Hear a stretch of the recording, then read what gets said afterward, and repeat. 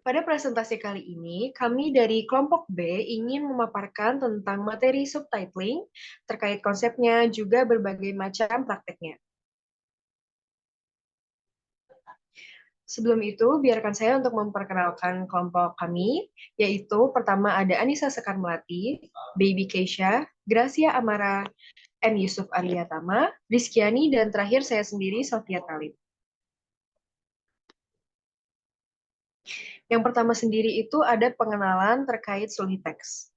Bahasa berkembang seiring waktu, mencerminkan perubahan pada manusia dan juga lingkungannya. Sebaliknya, tulisan itu sering dianggap sebagai alat untuk melestarikan pengetahuan dan menciptakan bentuk seni verbal yang lebih permanen dan bergengsi, memberikan nilai budaya yang lebih besar daripada bahasa lisan. Oleh karena itu, penting bagi kita untuk memahami konsep dan praktik subtitling yang dapat menginterpretasikan berbagai bahasa dan lagu dengan akurat sesuai dengan kebutuhan audiens yang kita tuju. Tentang Sulitex lintas bahasa. Dalam Sulitex, bahasa itu tidak selalu diinterpretasikan secara harfiah. Banyak sekali ungkapan dalam suatu bahasa yang mungkin tidak dimengerti oleh audiens dari budaya lain. Oleh karena itu, sebagai penerjemah, kami harus bisa menetralkan dan menyederhanakan makna bahasa sumber agar pesan dapat dipahami oleh target audiens kami. Ini memerlukan pemahaman mendalam tentang konteks budaya, juga sosial, serta keterampilan untuk menyesuaikan terjemahan, agar tetap terikat pada esensi pesan aslinya. Jadi, sulih teks itu bukan hanya menerjemahkan kata demi kata, tetapi juga mengadaptasi dan menyampaikan pesan secara efektif serta akurat. Oke, baik. Untuk materi selanjutnya adalah contoh sulih teks lintas bahasa. Untuk pengertiannya adalah variasi bahasa antar penutur pencerminan kelas, sosial, dan asal geografi. Saat melakukan sulih teks, perbedaan bahasa lisan yang menunjukkan status sosial atau daerah asal penutur mungkin tidak diterjemahkan langsung. Sebagai gantinya, bentuk tata bahasa yang negatif atau informal disesuaikan dengan konotasi serupa pada bahasa translate. Ini dilakukan untuk menyesuaikan makna dan nuansa asli dialog tanpa mempertahankan perbedaan kosakata atau tata bahasa spesifik yang mungkin tidak relevan untuk penonton.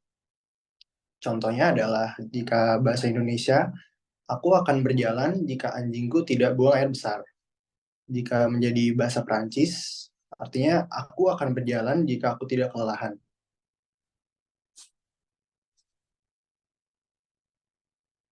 Untuk tantangan sulit teks lintas bahasa adalah yang pertama, perbedaan budaya. Berbeda juga ungkapan dan humornya. Hal ini kerap kali sulit diterjemahkan tanpa kehilangan maknanya. Yang kedua adalah keterbatasan ruang dan waktu. Dalam sulit teks memiliki batasan karakter yang memerlukan pemadatan informasi. Teks sulih pun juga harus disesuaikan dengan dialog asli. Hal ini akan menjadi rumit apabila struktur kalimat berbeda. Yang ketiga adalah nuansa bahasa. Merepresentasikan dialek atau aksen secara tekstual bisa lebih sulit. Yang keempat adalah keterbatasan konteks. Referensi yang tidak dikenal penonton harus bisa disesuaikan dan dijelaskan secara padat. Yang kelima adalah teknis, sebab format pada setiap platform bisa saja berbeda. Dengan keahlian yang tepat, kami sebagai penerjemah akan dapat mengatasi hambatan ini untuk menyediakan subtitle yang akurat dan dapat dipahami oleh penonton global, memastikan pesan asli tetap tersampaikan. Baik, untuk materi selanjutnya akan dibacakan oleh Baby Kesha. Baik, terima kasih Yusuf. Baik, selanjutnya adalah materi mengenai penerjemahan kata kasar. Pada poin ini berarti bahwa kata-kata kasar seringkali digunakan untuk membantu karakter dan kepribadian tokoh dalam sebuah film. Seperti contohnya dalam film-film gangster atau tentang kehidupan jalanan. Penggunaan kata-kata kasar yang kuat dapat membantu menggambarkan sifat keras atau berandalan dari tokoh-tokohnya. Menerjemahkan kata-kata kasar tersebut ke dalam bahasa target dengan padanan yang sepadan dapat membantu mempertahankan nuansa gambaran karakter yang dimaksud. Boleh selanjutnya?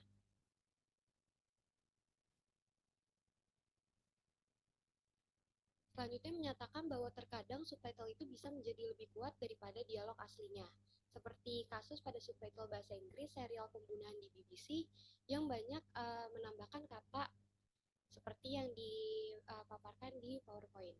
Artinya dalam penerjemahan subtitle, terkadang penerjemahan memutuskan untuk menggunakan kata-kata kasar atau umpatan yang lebih kuat daripada yang sebenarnya diucapkan dalam dialog asli film atau serial tersebut. Jadi meskipun dialog aslinya mungkin menggunakan bahasa kasar, dalam subtitle bisa menjadi penggunaan yang lain dengan penambahan kata yang lebih kasar untuk menunjukkan pengertian yang lainnya. Boleh selanjutnya?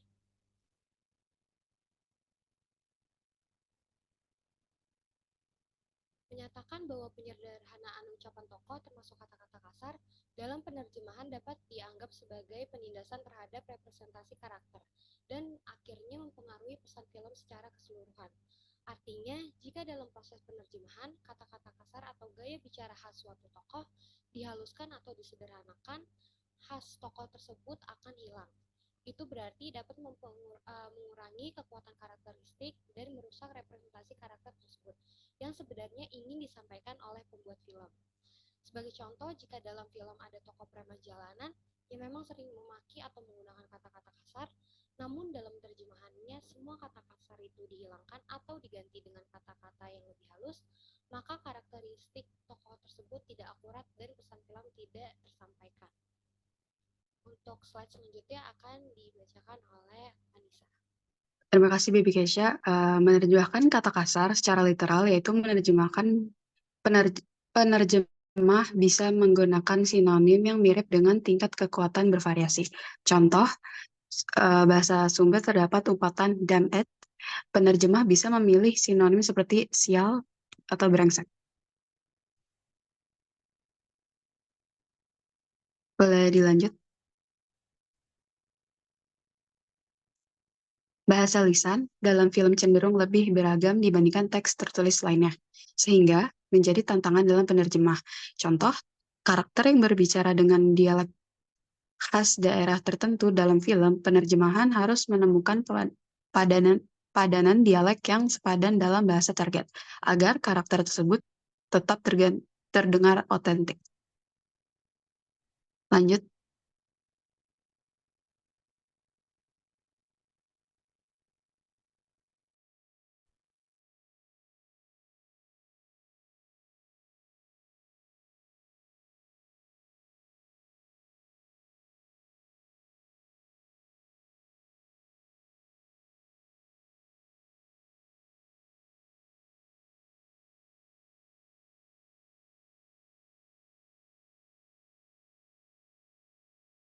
Variasi penerjemahan bahasa kasar. Konteks di mana kata kasar diucapkan dapat memengaruhi cara menerjemahkan. Misalnya, kata damn dalam konteks kemarahan akan lebih besar dibandingkan dalam konteks kagum.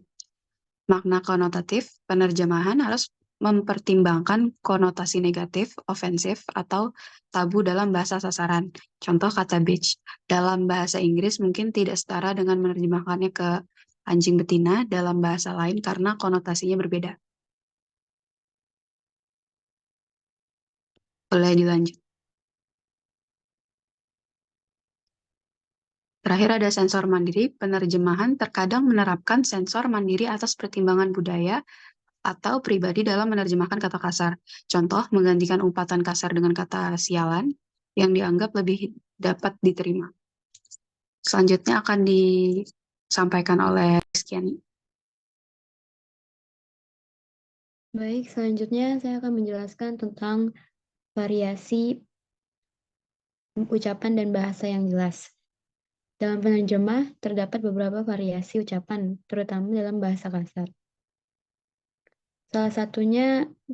Variasi salah satunya adalah variasi intra-speaker, gaya dan register.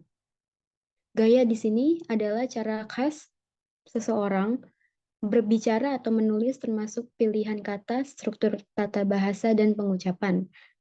Ada juga idiolek, kebiasaan bertutur individu yang berbeda dalam komunitas tutur. Ada juga register, variasi sistematis dalam fitur linguistik yang terkait dengan konteks tertentu seperti periklanan atau bahasa hukum Penutur mengubah gaya sesuai konteks interaksi. Variasi kedua adalah variasi antar penutur, dialek, sosiolek, bahasa gaul. Dialek di sini variasi bahasa yang terkait dengan wilayah geografis atau kelompok sosial tertentu. Sosiolek, dialek yang terkait dengan status sosial ekonomi. Dan untuk bahasa gaul, kosakata informal dan tidak lazim yang digunakan untuk tujuan sosial seringkali di daerah perkotaan. Next slide.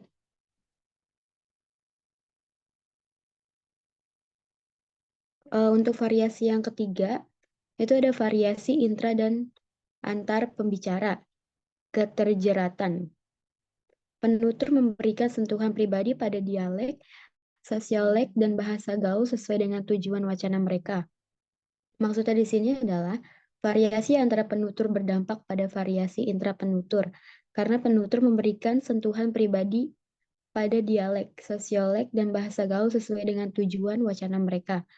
Ada peningkatan fokus pada bagaimana varian bahasa digunakan dalam konteks wacana yang berbeda dan bagaimana mereka menyatu dalam gaya individu dan kelompok. Dan untuk variasi keempat adalah variasi intra dan antar pembicara, kata-kata umpatan, dan kata-kata tabu.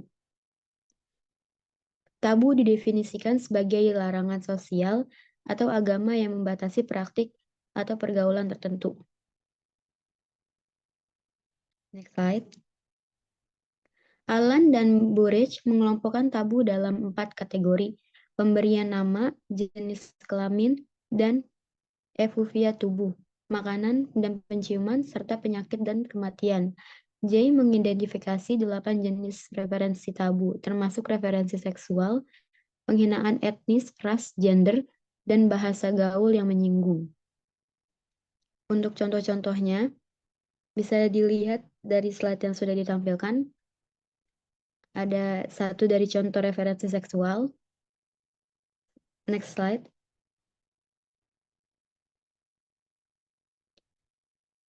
Ada dari referensi yang tidak senonoh atau menghujat, referensi sebaran dan objek menjijikan, penghinaan etnis, ras, gender, referensi yang menghina terhadap penyimpangan psikologis, fisik, atau sosial yang dirasakan. Ada kiasan leluhur, ada istilah-istilah vulgar di bawah standar dan bahasa gaul yang menyinggung.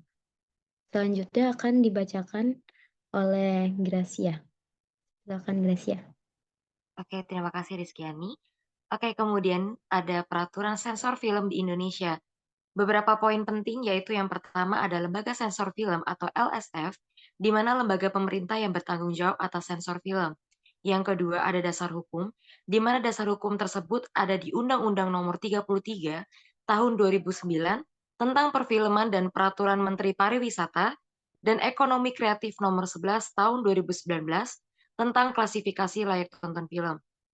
Poin yang ketiga yaitu kriteria sensor, di mana LSF menggunakan kriteria moral, agama, kesusilaan, keamanan, dan ketertiban umum dalam menilai film.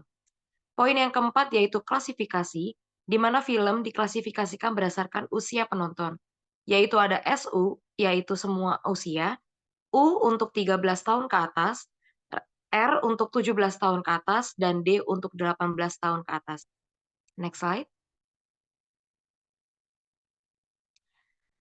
Poin yang selanjutnya yaitu proses sensor, di mana film diajukan ke LSF untuk dinilai dan diklasifikasikan.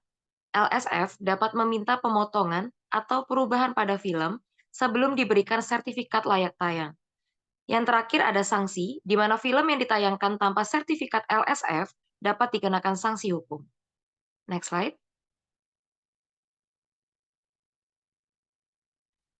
Oke, selain dari itu ada peraturan sensor film secara internasional. Adapun beberapa poinnya, antara lain yaitu sistem sensor berbeda, di mana setiap negara memiliki sistem sensor film yang berbeda, dengan beberapa negara memiliki sensor yang ketat dan negara lain lebih liberal.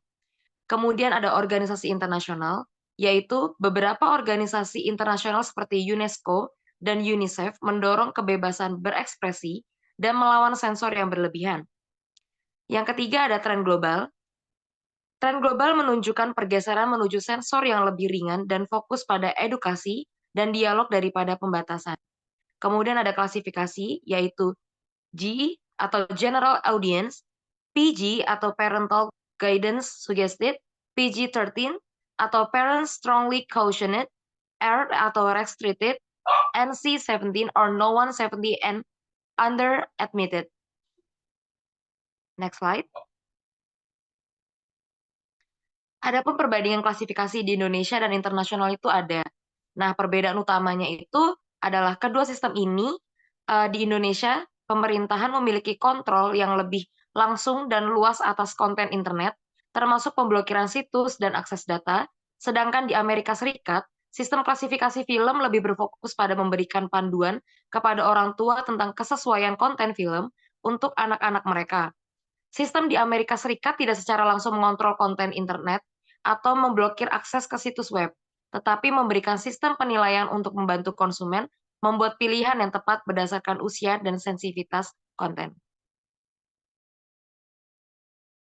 Sekian presentasi dari kelompok kami. Jika ada kesalahan, kami mohon maaf sebesar-besarnya. Selamat malam dan terima kasih. Assalamualaikum warahmatullahi wabarakatuh.